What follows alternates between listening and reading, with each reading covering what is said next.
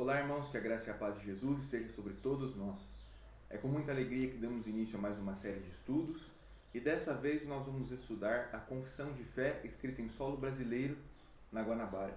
A Confissão de Fé de Guanabara, escrita em 1558 por missionários reformados franceses enviados por João Calvino para evangelizarem no Brasil.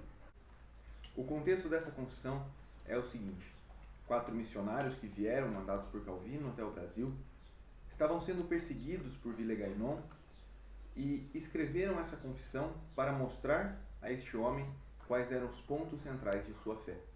E eles foram condenados por isso, por professarem a fé cristã, por professarem a fé segundo os padrões reformados. E isso os levou à morte. Apenas um deles conseguiu se salvar, mas o preço disso foi a apostasia. Mas os outros 3 foram mortos por professarem a fé contida nessa confissão, que nós vamos estudar. O prefácio da confissão é uma citação indireta ao texto da Epístola de São Pedro, que diz que todos devem estar prontos para darem razão à esperança que neles há. E é por isso que eles começam a confissão com seu primeiro artigo dizendo: cremos em um só Deus, imortal, invisível, Criador do céu e da terra e de todas as coisas, tanto visíveis como invisíveis, o qual é distinto em 3 pessoas, o Pai, o Filho e o Espírito Santo, que não constituem senão uma mesma substância em essência eterna e uma mesma vontade.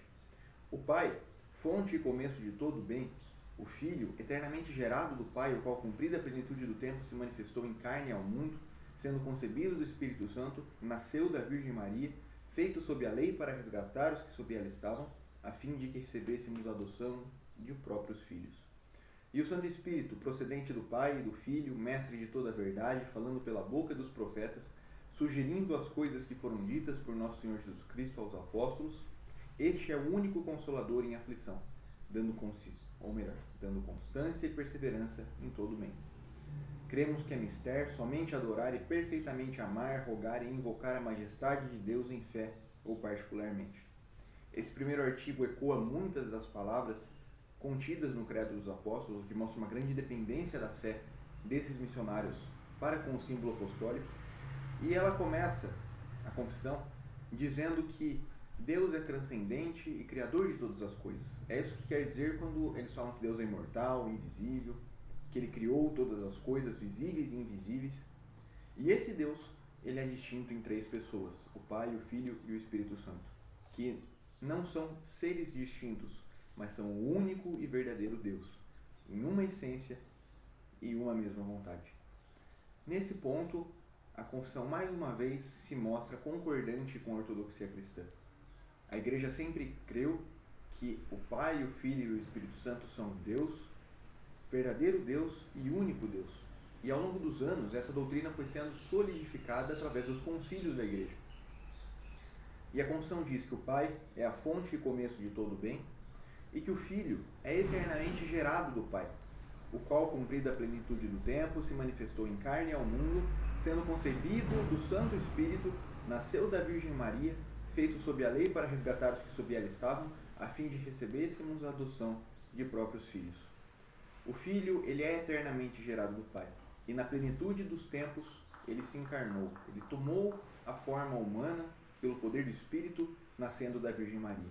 É isso que diz o Evangelho de Mateus em seu primeiro capítulo, versículo 18, que diz: ora, o nascimento de Jesus Cristo foi assim, estando Maria, sua mãe, desposada com José, sem que tivesse antes coabitado, achou-se grávida pelo Espírito Santo. E nós vemos também na Epístola de Paulo aos Gálatas que Cristo se submeteu à lei para que fôssemos feitos família de Deus. Nós lemos isso lá em Gálatas, capítulo 4, versículo 4.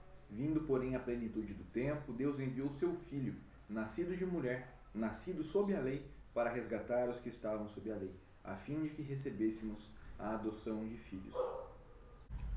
E este primeiro artigo termina falando do Espírito Santo, que procede do Pai e do Filho e que é mestre de toda a verdade, falando pela boca dos profetas, sugerindo as coisas que foram ditas por nosso Senhor Jesus Cristo aos apóstolos. Este é o único consolador em aflição, dando constância e perseverança em todo o bem. Ou seja, o Espírito Santo procede do Pai e do Filho.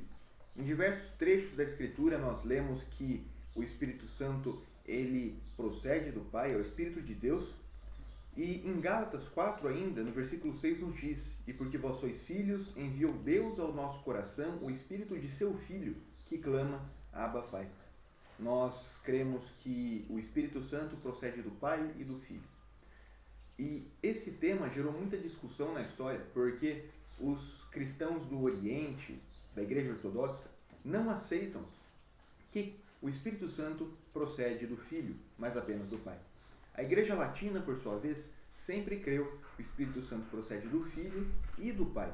E nós, como protestantes, nós herdamos a tradição latina e nós cremos, portanto, na chamada filioque, que o Espírito procede também do Filho. E o Espírito Santo, ele também inspirou os escritores da Palavra de Deus, da Bíblia. E é isso que nós lemos lá na segunda epístola de Pedro, capítulo 1, versículo 21. Porque nunca jamais qualquer profecia foi dada por vontade humana. Entretanto, homens santos falaram da parte de Deus, movidos pelo Espírito Santo. Ou seja, o Espírito Santo é aquele que moveu os escritores a escreverem, a registrarem a verdade de Deus. E o Espírito Santo também, como diz a confissão, é aquele que consola os crentes em suas aflições e que dá perseverança a cada um deles. O Espírito Santo é aquele que age nos crentes para que eles sejam santificados e para que a certeza da salvação seja cada vez mais consolidada em cada um deles. O primeiro artigo conclui dizendo que cremos que é mister somente adorar e perfeitamente amar, rogar e invocar a majestade de Deus em fé ou particularmente. Devemos adorar apenas o verdadeiro Deus triuno, Deus Pai, Filho e Espírito Santo. O segundo artigo nos diz: adorando nosso Senhor Jesus Cristo, não separamos uma natureza da outra, confessando as duas naturezas, a saber, divina e humana, nele inseparáveis. A confissão de fé mostra-se mais uma vez concordante com aquilo que foi definido pelos concílios da Igreja, de que Cristo é verdadeiro Deus e verdadeiro homem em uma só pessoa, sem mistura, confusão ou divisão. Cristo é plenamente homem e plenamente Deus. E nós o adoramos dessa maneira, porque a Escritura ensina assim e porque a Igreja sempre creu assim. E por fim, cremos quanto ao Filho de Deus e ao Santo Espírito, o que a Palavra de Deus e a doutrina apostólica e o símbolo nos ensinam. A confissão mostra que a Escritura é a nossa regra suprema de fé e prática, a autoridade principal sobre todas as controvérsias da Igreja, mas ela em momento nenhum recusa ou rejeita a tradição. Pelo contrário, a confissão mostrou-se várias vezes concordante com aquilo que a Igreja sempre falou e que o credo apostólico sempre falou, inclusive transcrevendo palavras usadas por esse símbolo de fé. E é isso que o último artigo diz. Cremos tudo aquilo que a Palavra de Deus e a doutrina apostólica e o símbolo, que é o credo apostólico, nos ensinam.